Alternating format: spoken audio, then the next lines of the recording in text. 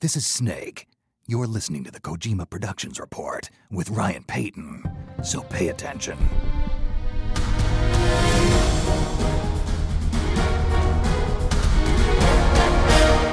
Man, that song gets me pumped up for a show.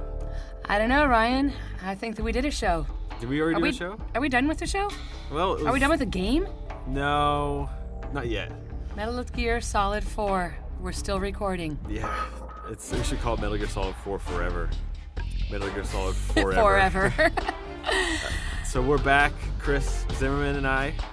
You want to introduce yourself before I get rolling? Kris Zimmerman, back with Ryan Payton. Voiceover director of MGS4. We're here in Hollywood at Sound Deluxe Studios. Day 57 of the recording process. Session number 9. Wow.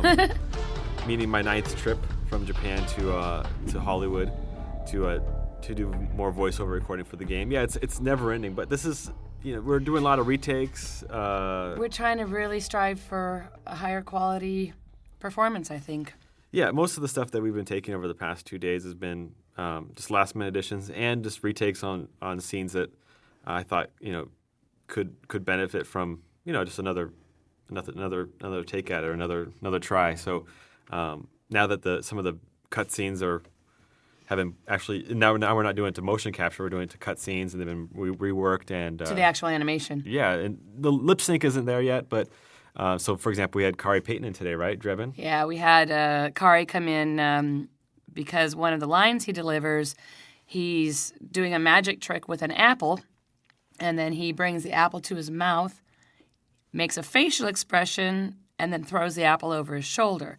Well, during that in the original pass, it was just all the straight dialogue of the line without any of the noises or inflection of trying to take a bite of the apple and then throwing it away. Exactly. So we brought him in just to do that one little bit. Yeah, so the way it was up until this point, and up until now, there was no talk of doing a 9th session.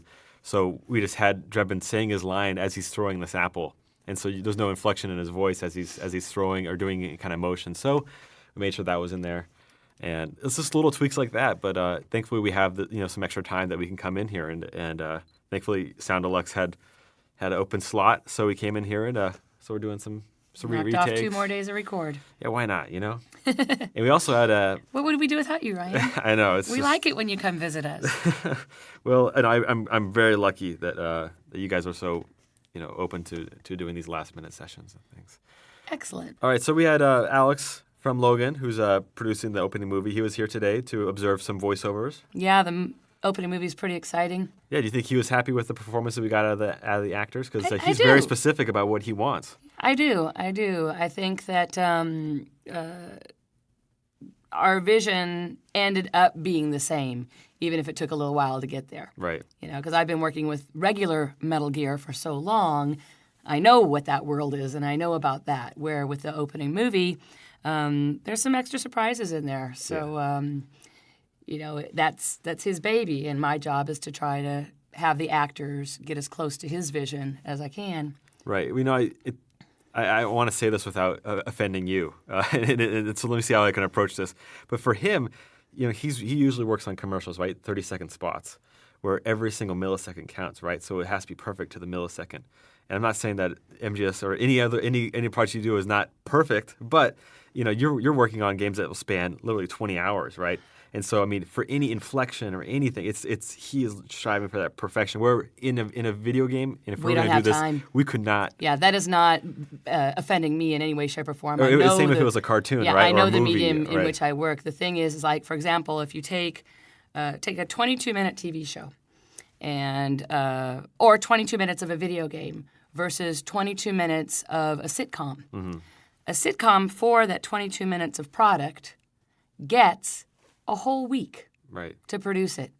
I get 4 hours for the same 22 minutes. So I don't have time to massage everything to such minute perfection. Right. So when you think about it, to get the quality of performance that we do out of the Metal Gear actors in the amount of time that we have to do it, and 57 days does sound like a lot, but if you guys saw the massive quantities of paper that we went through and the number of words that were written down for these actors, we wouldn't have gotten through it.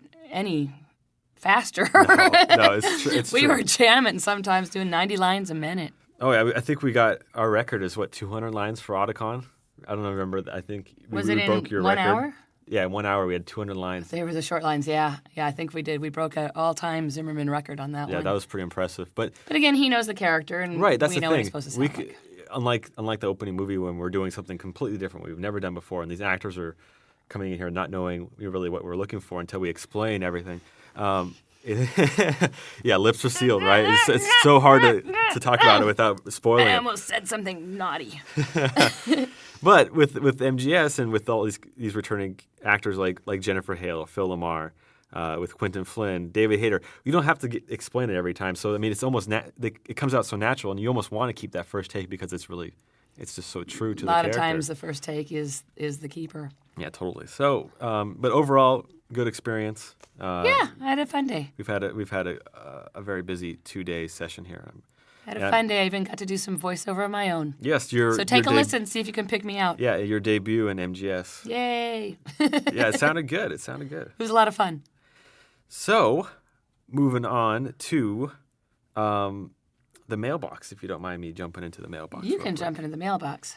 I love addressing the letters that you guys write in. Again, if you go to the blog site, you can see a link to the mailbox, or it's on the official Kojima Productions site as well. And just jumping right into it from Ninja X in London. He says, "You got something to say?" No. Hello, Mr. Payton. I'd just like to ask a quick question about the choosing sides thing. What he refers to as basically how in the game there was this early on when Mr. Kojima was talking about MGS4, he was saying that the player can kind of choose sides, or he can choose to support certain armies on the battlefield, right?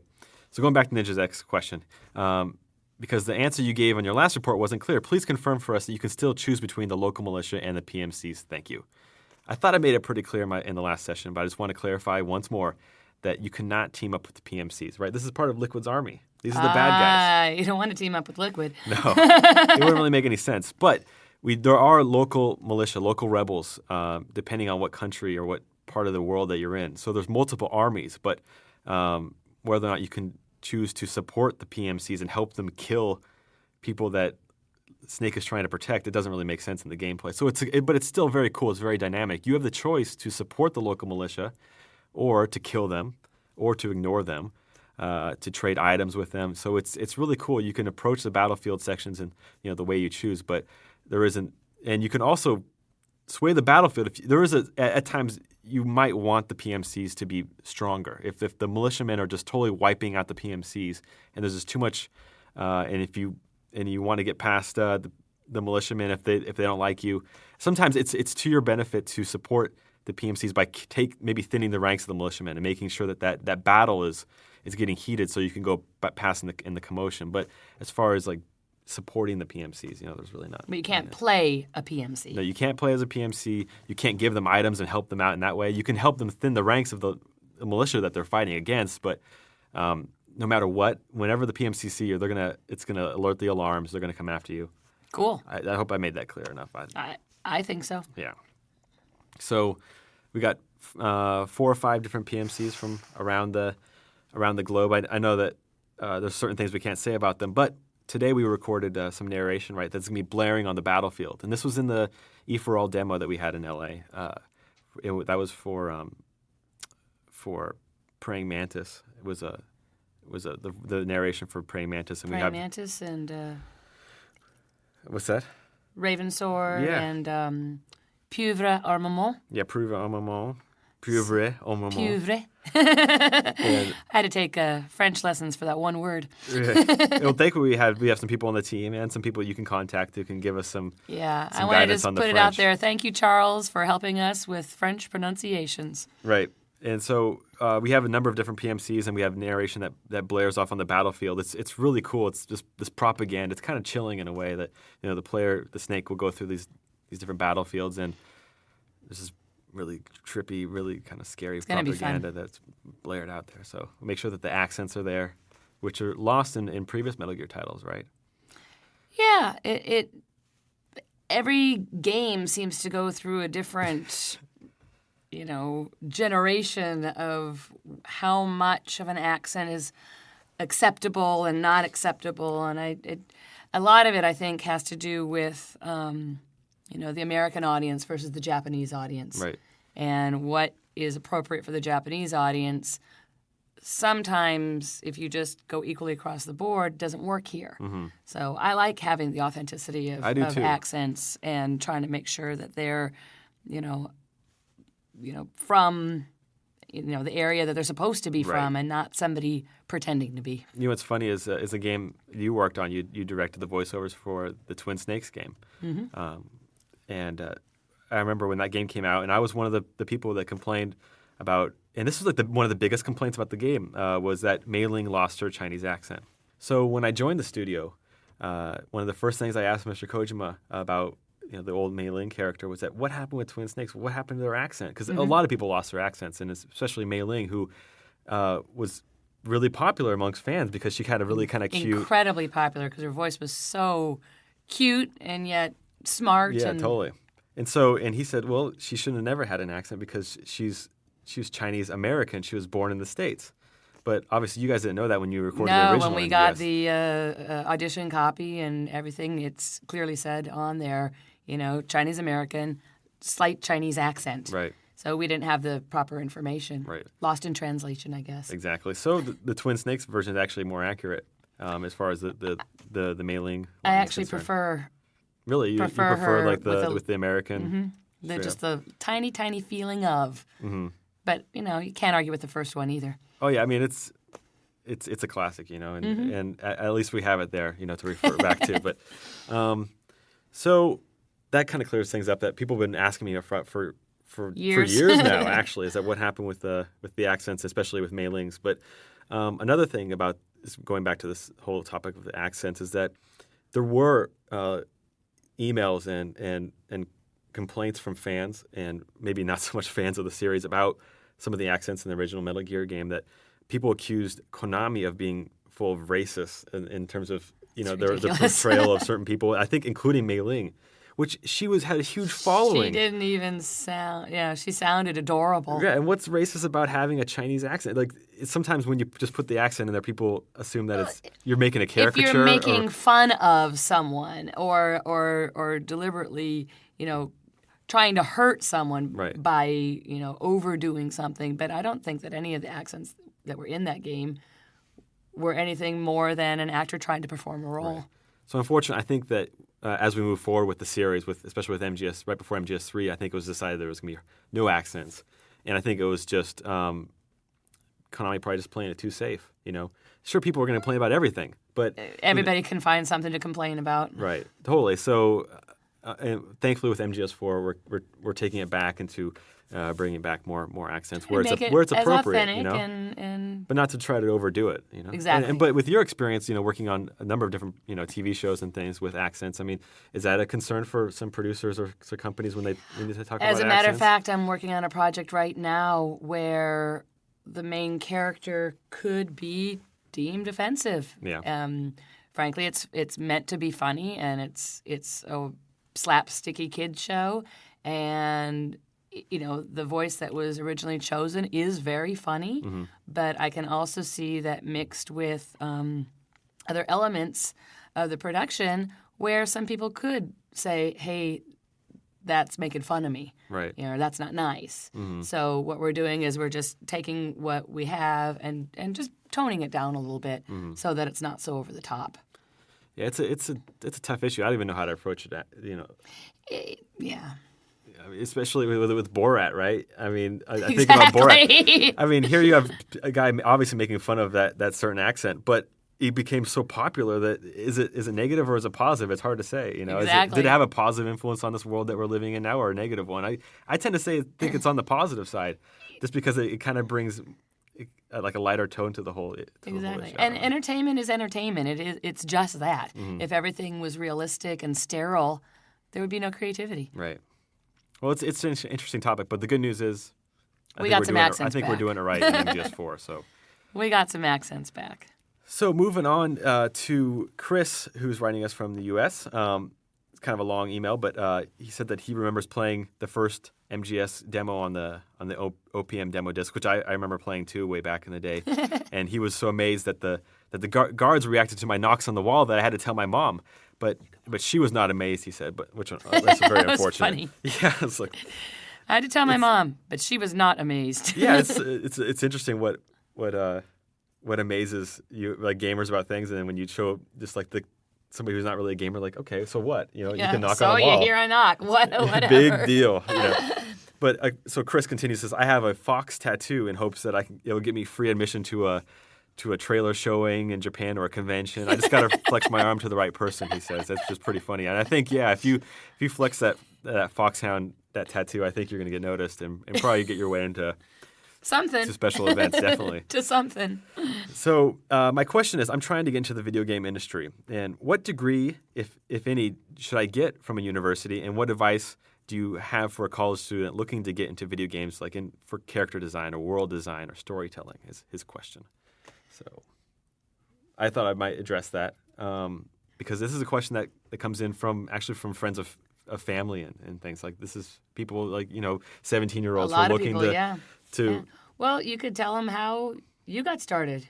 Well, my story's boring. You got started and you're working on one of the largest titles and the most anticipated titles coming out in the near future. It's true. I didn't get a degree in game design or anything like that. I got a degree in international business and in international politics with a minor in Japanese, and I went to a very writing intensive university, and I think that was probably what along with the Japanese is what really advanced my career in the game industry, because there more so than ever video game companies are looking for great writers and people who can look at text and edit it and make it and read and be interesting. So many people in the industry up until now, I think haven't had to worry about having great writing. It was always about the gameplay, and now as games more get more like script oriented, yeah, like movies and like Hollywood, then there's more and more need for people who appreciate the written word. So, but my advice really is to definitely brush up your writing skills, and but really just to get a degree or start studying things that are outside of video game design.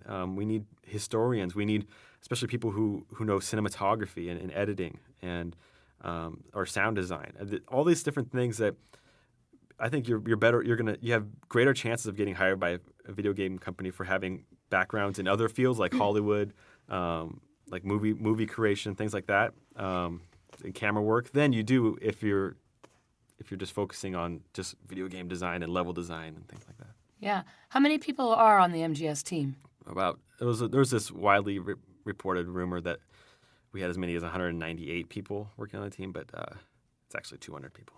About 200 people? Yeah. Wow. It's a lot more people. Yeah. Yeah, a lot more people than before. But that's before. only the people on your team in Japan. Yeah. Yeah, that doesn't count myself or the sound effects people it doesn't or count. the editors here or the people from Logan, right? Or all the people that they hired, right? Or all the people from the motion capture, the crew. Yeah, it does. Yeah, it's and the motion capture actors in Japan. Yeah, it doesn't count any of those people. It's a huge team, and it keeps growing because and we keep hiring people. We hire 2D graphic artists. We hire 3D character designers. We hire all kinds of jobs available in the industry. Yeah, one thing that we're always looking for is guys who have that gift of being able to cut together different parts, just like a movie, right? I mean, because we simulate the camera shaking and the camera movements as if it's like a real Hollywood film, and we have guys that do that specifically for the game. Wow, that's awesome. So, I guess my advice really is to look at outside of games. Obviously, have that as your backbone, as your foundation, as something that drives you. But to look into other fields and study hard, right, and do your homework. Do your homework. So Ryan, I think you got one more question here from Acid in the U.S. Oh. Says, I noticed that you barely ever talk about the current PS3 games you play. You mostly talk about games you played on 360 and Wii. So what games do you play, Ryan, including those on PS3? Well, I haven't had a chance to record a podcast since Uncharted came out, which is a really great game. Nolan North, who was just in here yesterday. Played some of our characters for us. Yes. He's in also a game I love called Accompanying Heroes, but he plays the lead for Uncharted. He plays Nathan Drake. And so far, the response for that has been unbelievably well. Had awesome reviews. Yes. So, the game's great. That's the kind of game that the PS3 needs, including just as along with Assassin's Creed is another great game on PS3. Heavenly Sword is also another solid game that I play. And thankfully, Warhawk has been received quite favorably. It's an online only title, which is kind of risky to do in this environment. But they seem to be doing pretty well for themselves with this announcing a new expansion pack. So yeah, I play lots of PS3 games, but I'm definitely interested in hearing and playing what's going on and what Western developers are putting out, like games like BioShock or Mass Effect. You have to keep up with Halo 3. with the competitor. Right, totally. I mean, and I don't even look at them as competitors. It's with the industry. Yeah, I'm surrounded by I'm surrounded by Tokyo. This is where I live. I'm surrounded by Japanese video games all day, so I make a conscious effort to play Western design video games. Excellent. And try to incorporate the good things that they're doing, and also try to stay true to what we do as very specific kinds of Japanese video games. So, what other kind of games do you like to play, Ryan? Well, like to play any board games? Yeah, I usually like to kick people's asses in a game called Risk. Yeah, I had a bad day. The world of domination, or the game of world domination. Bad dice rolls on my part. But guess what? I'm going to be seeing you soon, aren't I? Well, yeah, I was talking trash about 6 months ago on Risk, that I'm pretty good at that game. And so we were going back and forth, Kris and I. We had a challenge. And so we finally made time last night to sit around the board game and play a match, which usually takes about 8 hours, but I think we got it done in about 3.5. Was that 3.5? 3.5 with 4 people playing, and it took all 3.5 hours. It was not a cut and dry case of anything. I think anybody could have taken it at any time. It's true. What the thing about Risk is that I look at it more critically now, I think, as I work on games, and that there's a lot of problems with Risk. It's not a perfect game. A lot of it comes down to luck. It's a lot of luck. But it's still so fun, especially within like a good group of people like your family. It's just a fun game to play. We had a good time. And I still went without even having to take out Australia. Because for those of you who don't know and who haven't played Risk, Australia is kind of the key area. It's very well fortified. You can kind of camp out there for many turns. You can hide and wait for your turn at world domination. And your son, he had Australia from and the he almost get-go. took you out, too. And he almost killed me. He almost took you out. Yeah, it was very close. Within 5 men. Yeah. Man. So, it was awesome. So anyway, I demand a rematch. When you coming back? It. Well, hopefully never. That's not true. Hopefully for MGS4. Hopefully there won't be a session 10. We'll see. Well, yeah, we'll see. But anytime, I'm ready for a rematch. All right, you got it. So last up on the mailbox is from Carlos from University of Spain. He wrote me a great email, and he demanded a response. And all I have to say is, dude, I didn't know that was an email.